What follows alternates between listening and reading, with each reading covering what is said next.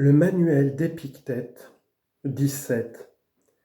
Ne dis jamais sur quoi que ce puisse être, j'ai perdu cela, mais je l'ai rendu. Ton fils est mort, tu l'as rendu. Ta femme est morte, tu l'as rendue. Ta terre t'a été ôtée, voilà encore une restitution que tu as faite. Mais celui qui te l'a ôtée est un méchant. Que t'importe? Par les mains de qui celui qui te l'a donnée a voulu la retirer? Pendant qu'il te la laisse, use-en comme d'une chose qui ne t'appartient point, et comme les voyageurs usent des hôtelleries. 18. Si tu veux avancer dans l'étude de la sagesse, laisse là tous ces raisonnements. Si je néglige mes affaires, je serai bientôt ruiné, et je n'aurai pas de quoi vivre.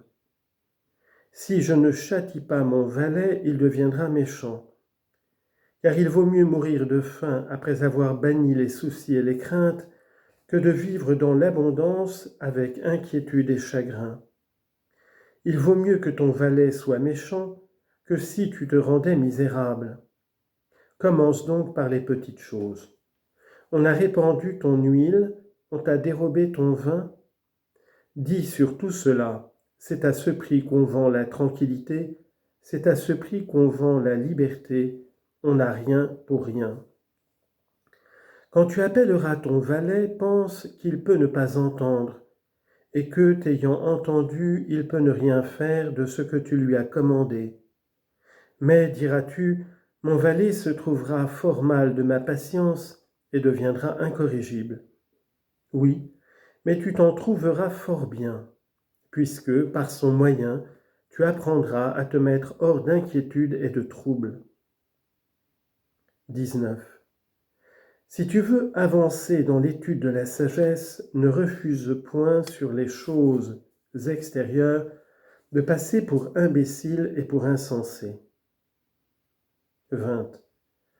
Ne cherche point à passer pour savant, et si tu passes pour un personnage dans l'esprit de quelques-uns, défie-toi de toi-même, car sache qu'il n'est pas facile de conserver ta volonté conforme à la nature et les choses du dehors. Mais il faut de toute nécessité qu'en t'attachant à l'un, tu négliges l'autre. 21. Si tu veux que tes enfants, que ta femme et que tes amis vivent toujours, tu es fou. Car c'est vouloir que les choses qui ne dépendent point de toi en dépendent, et que ce qui est à autrui soit à toi. De même, si tu veux que ton valet ne fasse jamais de faute, tu es fou. Car c'est vouloir que le vice ne soit plus vice, mais quelque autre chose. Veux-tu n'être pas frustré de tes désirs? Tu le peux. Ne désire que ce qui dépend de toi. 22. Le véritable maître de chacun de nous est celui qui a le pouvoir de nous donner ou de nous ôter ce que nous voulons ou ne voulons pas. Que tout homme donc qui veut être libre ne veuille et ne fuit rien de tout ce qui dépend des autres, sinon il sera esclave nécessairement. 23. Souviens-toi que tu dois te conduire dans la vie comme dans un festin. Un plat est-il venu jusqu'à toi? Étendant ta main avec décence, prends-en modestement. Le retire-t-on? Ne le retiens point. N'est-il point encore venu? N'étant point loin ton désir, mais attends qu'il arrive enfin de ton côté. Use-en de même avec des enfants, avec une femme, avec les charges et les dignités, avec les richesses, et tu seras digne d'être admis à la table même des dieux. Que si, quand on te les présentera, tu ne les prends point, et que tu les rejettes et les méprises, alors tu ne seras pas seulement le convive des dieux, mais leur collègue, et tu régneras avec eux. Car c'est par là que Diogène, Héraclite et quelques autres ont été justement des hommes divins et reconnus pour tels de tout le monde. 24. Quand tu vois quelqu'un dans le deuil et fondant en larmes pour la mort ou pour le départ de son fils ou pour la perte de quelque bien, prends garde que ton imagination ne t'emporte et ne te séduise en te persuadant que cet homme est dans de véritables maux à cause de ces choses extérieures. Et fais en toi-même cette distinction que ce qui l'afflige, ce n'est point l'accident qui lui est arrivé, car un autre n'en est point ému, mais l'opinion qu'il en a. S'il est pourtant nécessaire, ne refuse point de pleurer avec lui et de compatir à sa douleur par tes discours, mais prends garde que ta compassion ne passe au-dedans et que tu ne sois affligé véritablement. 25. Souviens-toi que tu es acteur dans la pièce où le maître qui l'a faite a voulu te faire entrer, soit longue, soit courte.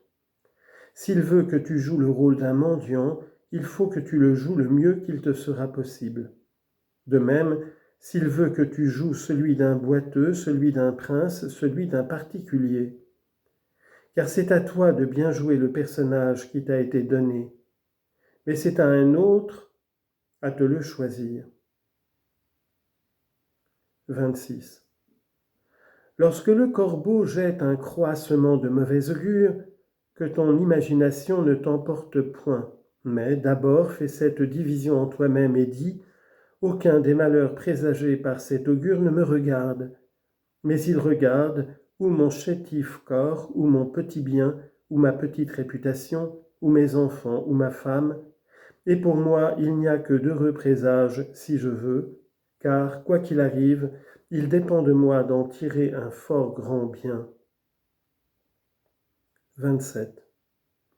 Tu peux n'être jamais vaincu si tu n'entreprends jamais aucun combat où il ne dépende pas absolument de toi de vaincre. 28. Prends bien garde qu'en voyant quelqu'un comblé d'honneur ou élevé à une grande puissance ou florissant de quelque autre manière que ce soit, prends bien garde, dis-je, qu'emporté et séduit par ton imagination, tu ne le trouves heureux. Car si l'essence du véritable bien consiste dans les choses qui dépendent de nous, ni l'envie, ni l'émulation, ni la jalousie n'auront plus de lieu, et toi-même tu ne voudras être ni général d'armée, ni sénateur, ni consul, mais libre. Et il n'y a pour cette liberté qu'un chemin, le mépris des choses qui ne dépendent point de nous. 29. Souviens-toi que ce n'est ni celui qui te dit des injures, ni celui qui te frappe, qui te maltraite, mais c'est l'opinion que tu as d'eux, et qui te les fait regarder comme des gens dont tu es maltraité. Quand quelqu'un donc te chagrine et t'irrite, sache que ce n'est pas cet homme-là qui t'irrite, mais ton opinion. Sur toute chose, tâche donc d'empêcher que ton imagination ne t'emporte. Car si une fois tu gagnes du temps et quelques délais, tu seras plus facilement maître de toi-même. 30. Que l'exil et la mort et toutes les autres choses qui paraissent terribles soient tous les jours devant tes yeux, particulièrement la mort, et tu n'auras jamais de pensée basse, et tu ne désireras rien avec trop d'ardeur. 31. Tu peux devenir philosophe. Prépare-toi dès maintenant à être moqué, et fais ton compte que le peuple te sifflera et dira « Ce philosophe nous est venu en une nuit ». D'où lui vient cet air arrogant ?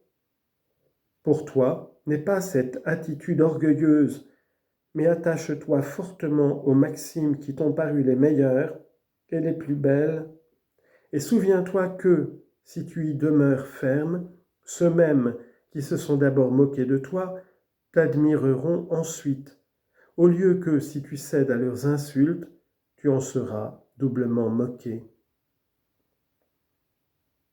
32.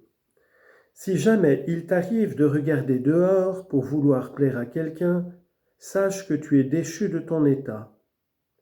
Qu'il te suffise donc en tout et partout d'être philosophe. Et si tu veux le paraître, contente-toi, l'étant, de le paraître à tes yeux, et cela suffit.